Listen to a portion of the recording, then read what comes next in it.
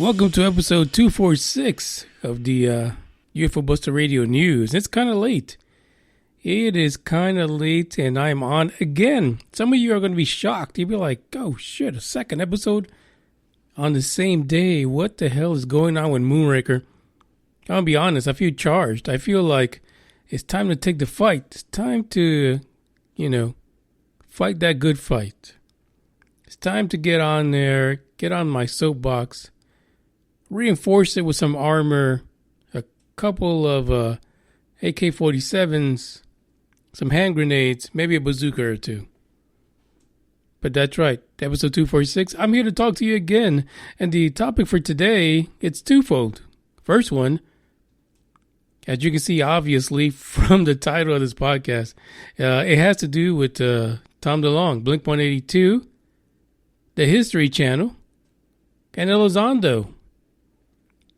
Yeah, they have a show coming up. It wasn't enough that we were able to get the not-so-real fake story of Planet Blue Book on the History Channel. But now, we're going to be treated to Elizondo, Tom DeLonge, and basically their take on what it takes to investigate UFOs. Because Lord knows that for decades, everyone has screwed that up. Yeah, you guys out there who have spent decades researching UFOs you guys have fucked the pooch on this. You really have. You've done a really bad job. But it will take the one time ufologist of the year to pull this together. And that's what we're here to talk about today. We're here to talk about a recent interview that he did with a magazine that's being, shot around everywhere to all these, alternative music sites. And, of course, it was picked up a couple times by the regular music media because, of course, it is the History Channel. And they're trying to promote this activity, this so-called disclosure. Now, you would think that the guy that leads the organization, To the Stars Academy, that kind of started the ball rolling with this whole Nimitz incident and all these other UFO incidents that were being hidden by the government / investigated also. You would think that he would have a lot more people than some dude by the name of Maddie who invites people to raid Area 51. You'd think he'd have a bigger following regarding his UFO, enthusiasm, one would say. But I don't know. But before we jump into that, there is a second topic we want to talk about, but we'll wait. I want to wait for that one because that's going to be the closer today.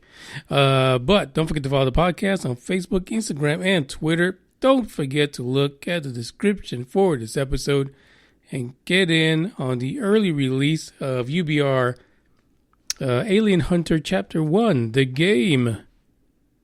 And as I said earlier today, because, I was on earlier because it's a 2 for nothing today. The UFO Buster Radio News app is coming back. I'm working on it right now. A lot of folks have asked me, hey, could you bring it back? Can you make it a little better? Can you stop it from asking for my damn information? And actually it did. Unfortunately, we tend to go to these folks who service... I know I'm going to get shit for this, but we go to some of these foreign countries and we try to get technical help and expertise in things like apps and shit. And unfortunately, they do shit the way the fuck they want, even if you're paying for it. In the first app, they were asking for access for, people's cameras, pictures, telephone records. And I'm like, no, hey, we don't need that. It's not that kind of app, buddy. It's not that kind of app. But they didn't understand that, right? They didn't, it made no sense to them. So eventually what happened was the app had to be shut down because I don't need access to your phone records or your pictures. I don't give two fucks. Hell, I don't even want to imagine what the fuck I would receive in the app, to be honest with you. So we have to shut that down. But it's coming back because folks actually are asking about it, and I feel like it's a good thing because a lot of the news reports that I come across, people don't usually hear about them, only because they're not searching. Busy lives, they got to take the dog out for a walk, mow the lawn, pay attention to their family surroundings, go to games, support the fam, support the spouses. But I'm here to be your crutch. Call me Manny the Crutch. I'm here to help you get your daily UFO insight, no matter what it takes. I will do it. So keep an eye out for that because that's coming soon. So I went all around that freaking bush just to tell you that. So there. Yeah, it's coming soon. There you go. So let's get into it because it's going to be a long episode.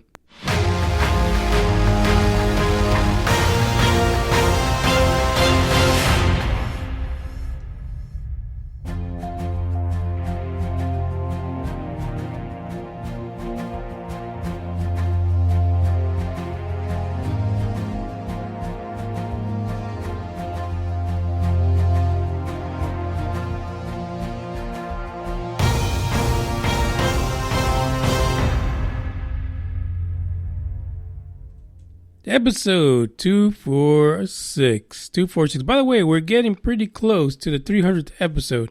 And actually, the numbers don't coincide because I've had quite a lot more episodes than I've had UFO Buster Radio news episodes. So, just keep in mind, I'm trying to do something big. And actually, it's not the 300th. I think it's the 400th episode. And we'll see what we get together. But this episode is about Tom DeLonge. Tom DeLonge and his History Channel episode and a recent interview he did. Yeah.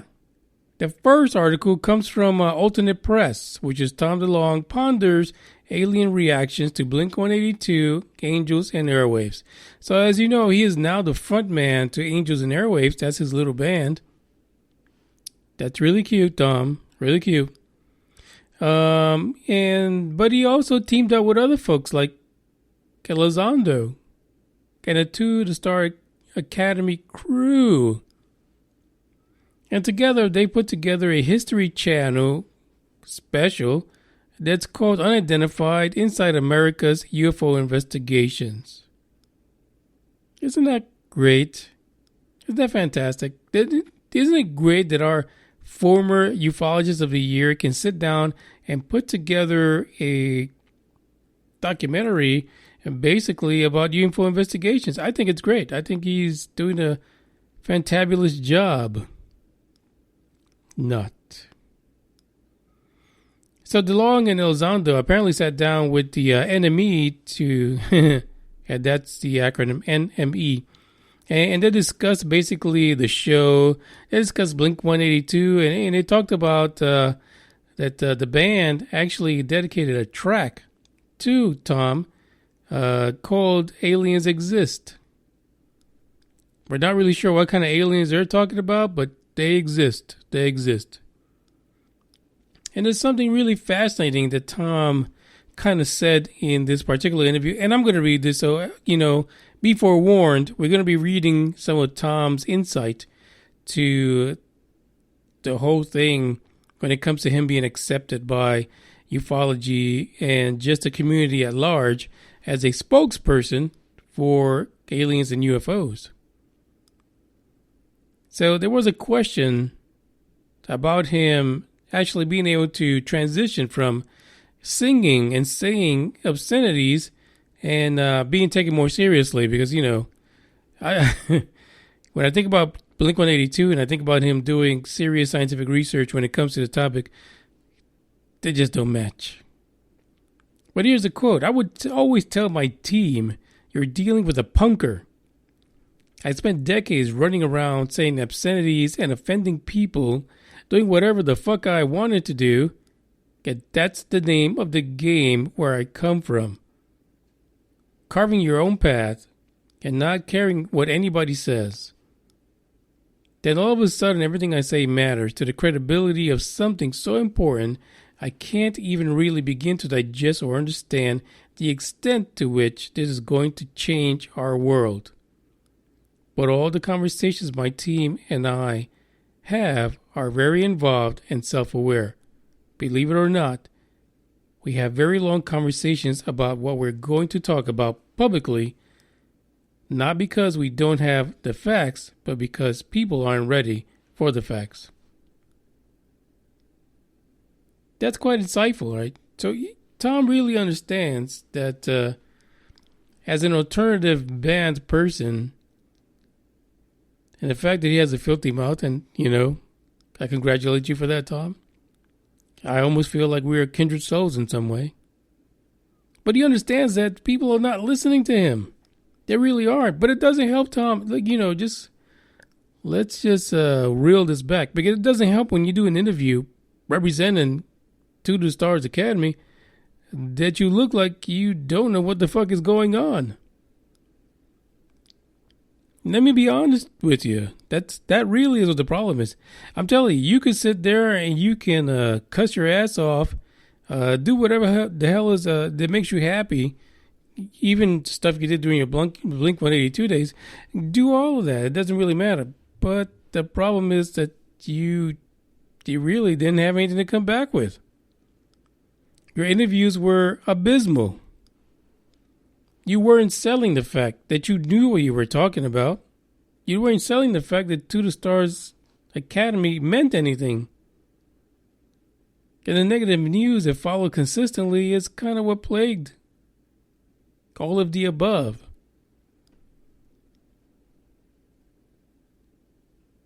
One thing that he mentioned was this particular quote, which it's kind of, it's crazy because, his former band dedicated a song to him, but then he turns around and slaps him in the nuggets. And he says, if I played Blink 182 to aliens, they would get really offended and start an interplanetary war. Wow, Tom, really? I'm glad they had your back.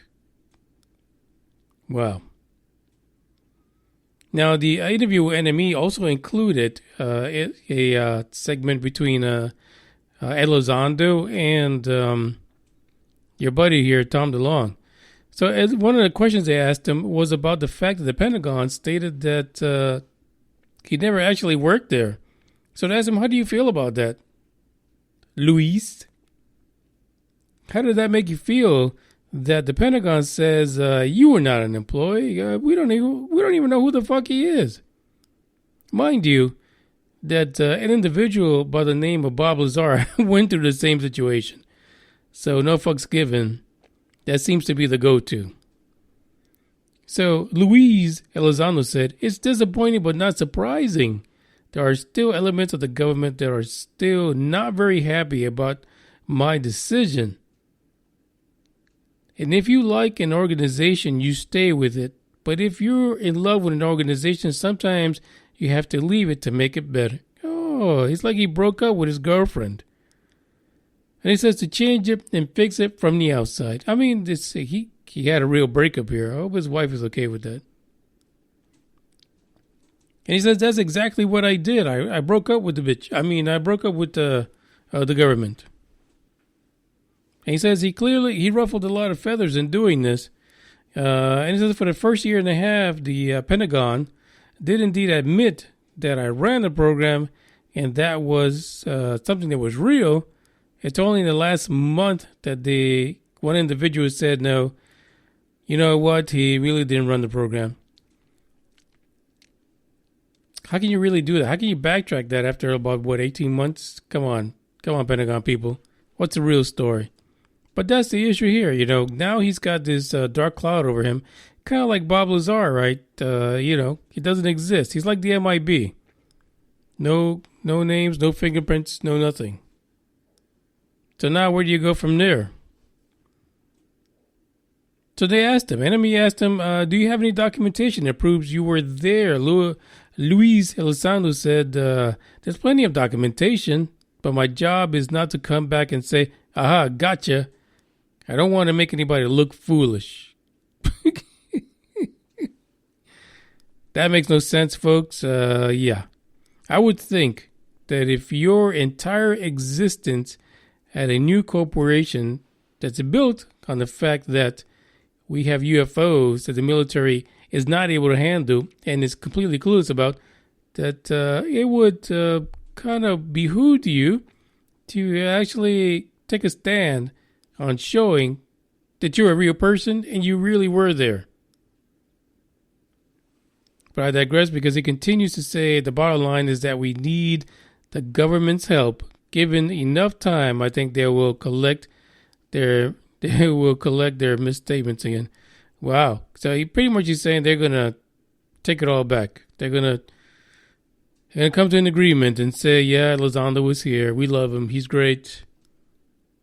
A little stocky. Had problems with getting into the office. Kind of was late every day. Fucked up a lot of the things we asked him to do, but he was here. He was here. Oh yeah. And he stole a lot of our videotapes. Yeah. But yeah, he was an employee. I don't know. You can't write this stuff. I mean, really. If you got fired, great. If you quit, fantastic. But what can you do? What can you do? Are you able to back up the thing that you found? Are you able to really be the person that you say you are, even though your previous employer is saying that you don't exist? I mean, we'd have to ask Bob Lazar why it took him so long to come back into the limelight. I'm sure that had a lot to do with it. Being denied and rejected as if you really didn't even exist. Maybe Lewis can come back from that. I don't know. But again, the series on the History Channel is called Unidentified, Inside America's UFO Investigation. And I'm looking forward to it. I'm not going to lie. I'm going to watch it. Not going to watch it live. I'm going to record it. I'm going to put it on the old DVRs. And if I can get a bootleg version, I do that instead. But it's something to look at. Let's see what they really have to say. Is this going to be more insightful than the trashy Bob Lazar documentary, which made no sense to me, which was really more the Corbell show? We'll have to see. We'll have to see how it turns out. The next thing I want to talk about will show up after this brief break. By the way, I'm playing this song only because everyone likes it. It's quite catchy. So here we go.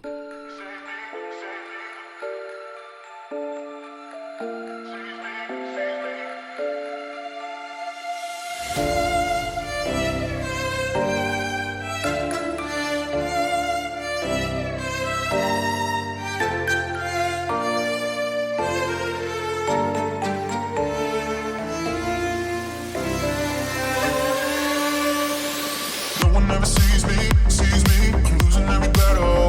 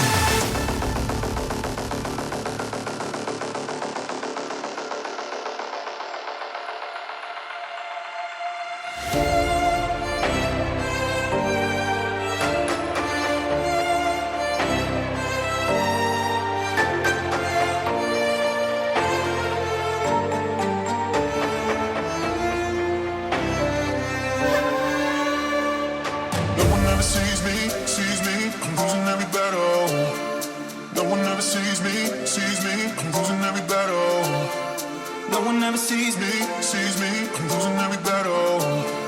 Can somebody save me, save me? I'm losing every battle.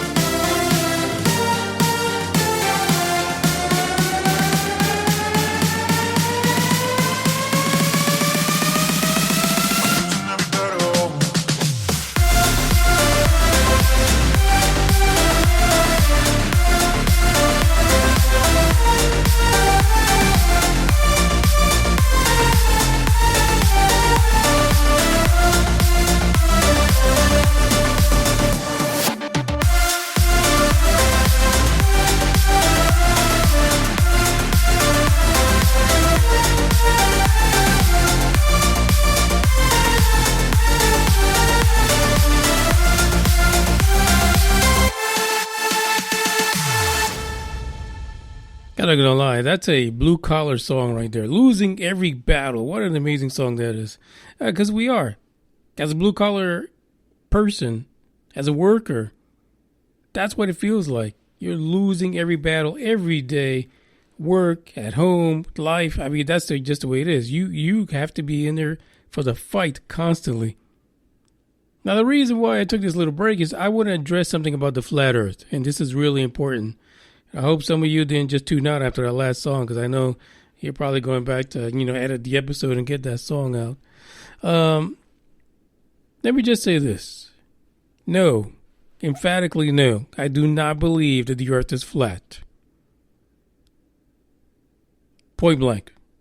Now, do I know people who believe the earth is flat? Absolutely.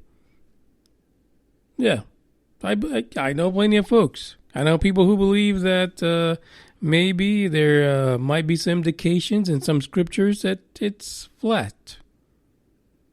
Fantastic. What I can say is this, that even before the Bible was written, there were people who used mathematical calculations anywhere from 200 to 600 BC in order to calculate and postulate that the earth was really a globe. Not a perfect sphere. It's spherical. It's not perfect. But it's not fucking flat. But what I think is you can have a conversation with someone that has the idea or the feeling that something is not what you think it is, and not tell them that they're living a lie. That's my belief. My belief is it is not flat.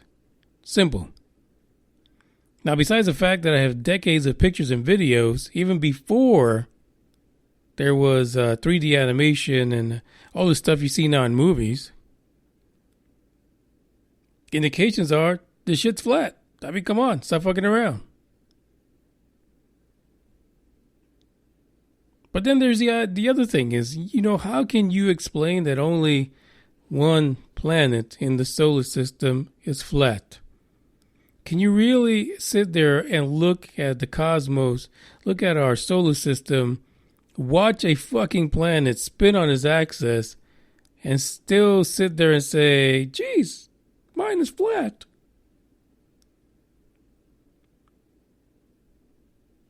I don't understand that. How do you do that? How do you come up to that determination? And it seems like the only way that you come to that is by saying that some vague scriptures within the Bible tell you that it's flat. Not the fact that you look at every fucking planetary body in the solar system and see that it's not, that those are all globes, that they spin on an axis. But to explain the fact that you're standing on a flat planet, you have to say, well, the Bible told me.